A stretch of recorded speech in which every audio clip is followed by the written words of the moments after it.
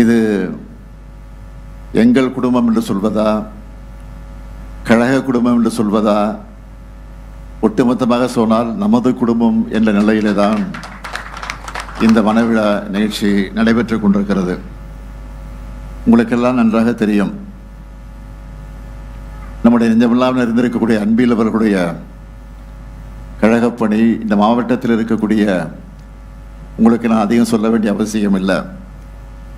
தலைவர் கலைஞரிடத்தில் எந்த அளவிற்கு நட்பு கொண்டிருந்தார், தலைவர் கலைஞருக்கு எந்த அளவிற்கு துணையாக இருந்தார். இந்த திருச்சி மாவட்டத்தை பொறுத்தவரையில் கழகத்தை உருவாக்குவதற்கு, கழகம் இன்றைக்கு கம்பீரமாக ஓங்கி நிற்பதற்கு காரணகர்த்தாக்களில் ஒருவராக இருந்த அன்பில் அவர்கள் கடைசி வரையில் கழகத்திற்கு, தலைவர் கலைஞருக்கு பக்கபலமாக இருந்தவர். அதைத் தொடர்ந்து அவருடைய திருமகன், என்னுடைய ஆரோக்கிய நண்பன் அன்பில் பொய்யாமொழி அவர்கள், அவர் எனக்கு எந்த அளவுக்கு பக்கபலமாக இருந்தார் என்பது உங்களுக்கும் தெரியும். ஆக ஒரு உற்ற நண்பனாக மட்டுமல்ல, என்னுடைய வாழ்வில் ஏற்பட்டிருக்கக்கூடிய பல்வேறு வளர்ச்சிக்கு காரணகர்த்தாக்களில் ஒருவராக இருந்தவர் நம்முடைய அன்பில் பொய்யாமொழி அவர்கள். ஆகவே அப்படி தொடர்ந்தது அந்த உறவு. அதற்கு பின்னால் இங்கே வரவேற்பு ஆற்றிய தம்பி உதயநிதி குறிப்பிட்டதைப் போல இன்றைக்கு அமைச்சராக பொறுப்பேற்றிருக்கக்கூடிய மகேஷ் பொய்யாமொழி அவர்கள் இன்றைக்கு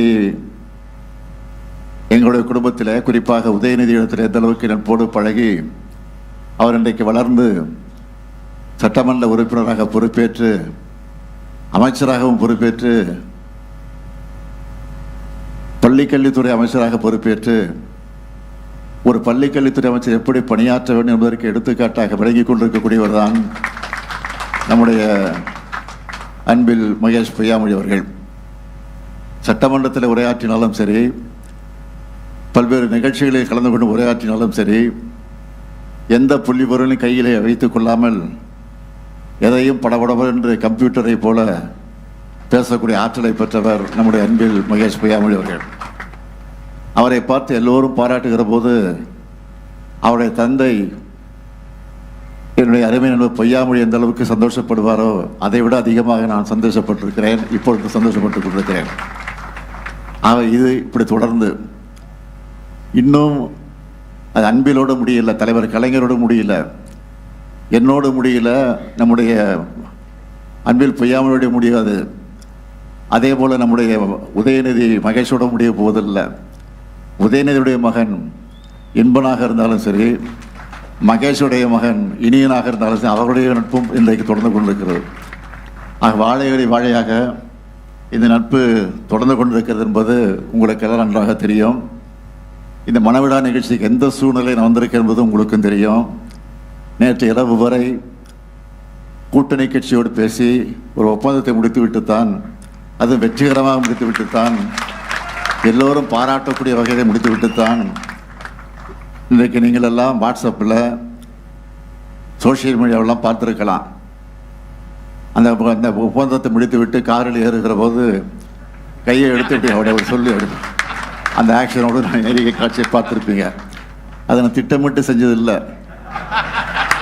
ஏதோ காரில் ஏற வருகிற போது அங்கே எதிரில் நின்று கொண்டு இருக்கக்கூடிய பத்திரிகை நம்மளாம் பார்த்து என்ன முடிஞ்சிச்சான்னு கேட்டாங்க. முடிஞ்சிருச்சுன்னு சொன்ன, அவ்வளோதான். அது இன்றைக்கு ஒரே வைரலாகி எல்லாம் முடிஞ்சிச்சு, ஆல் ஃபினிஷ் அப்படின்னு சொல்கிற மாதிரி இன்றைக்கு அந்த காட்சிகள் எல்லாம் வெளியாகி கொண்டிருக்கிறது. அதையெல்லாம் நீங்கள் பார்த்துருப்பீர்கள். ஆகவே அந்த மகிழ்ச்சியோடு தான் வந்திருக்கிறேன். அது மட்டும் இல்லை, இந்த திருமணத்தை முடித்துவிட்டு ராஜ்யசபாவுக்கு வேட்பாளராக நாம் 2 பேர் அறிவித்திருக்கிறோம். கூட்டணி கட்சிக்கு 2 பேருக்கு கொடுத்துருக்கிறோம், 2 இடங்களை கொடுத்துருக்கிறோம்.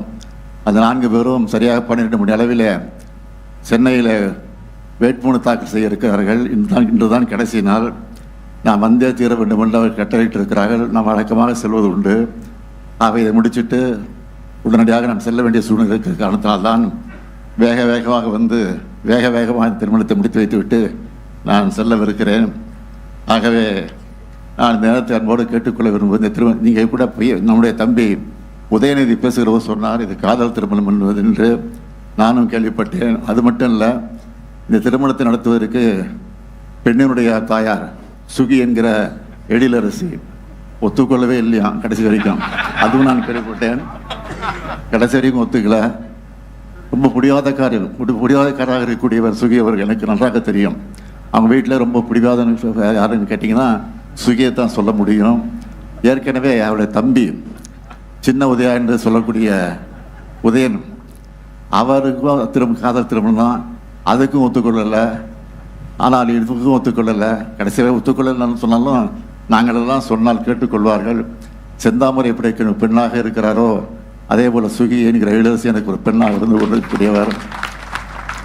அது மட்டும் இல்லை, என்னுடைய மகள் செந்தாமரையும் சுகியும் இன்றைக்கு ரொம்ப நட்போடு பல்வேறு தொழில்களில் கூட பார்ட்னராக இருந்து கொண்டு பணியாற்றி கொண்டிருக்கிறார்கள்.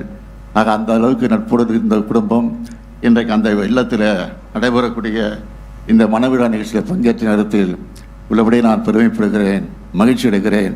ஆகவே பொய்யாமொழி இருந்து இந்த விழாவை நடத்துகிற போது இந்த அளவுக்கு மகிழ்ச்சி அடைவாரோ அதை விட பன்மடங்கு மகிழ்ச்சியை நான் அடைந்து கொண்டிருக்கிறேன் என்பதை மாத்திரம் எடுத்துச் சொல்லி, மணக்கோலம் கொண்டிருக்கக்கூடிய மணமக்கள் பல்லாண்டு காலம் எல்லா நன்மையும் பெற்று சிறப்போடு வாழ வேண்டும். புரட்சி கவிஞர் பாரதிதாசன் எடுத்துச் சொல்லி இருக்கக்கூடிய வீட்டிற்கு விளக்காய் நாட்டிற்கு தொண்டராய் வாழுங்கள் வாழுங்கள் வாழுங்கள் என்று வாழ்த்தி விடைபெறுகிறேன். நன்றி, வணக்கம். தமிழகத்தின் பல எம்பி எம்எல்ஏக்களின் வெற்றிக்கு வித்திட்ட கிங் 360 தேர்தல் வியூக சாப்ட்வேர் 2026 புதிய வாக்காளர்களின் அப்டேட் விவரங்களுடன் உங்கள் தொகுதியில் உங்கள் வெற்றிக்கு வித்திடுகிறது. உங்கள் வாக்காளர்கள் தொகுதி, பூத், ஆண், பெண், வயது என பல வகைகளில் ஒரே நொடியில் உங்கள் விரல் நுனியில் bulk WhatsApp, bulk voice call, viral தேர்தல் பிரச்சாரங்கள், ட்ரெண்டிங் செய்திகள் என கிங் 360 தேர்தல் வியூக பணிகள் குறித்த விவரங்களுக்கு உடனடியாக இணைந்திடுங்கள்.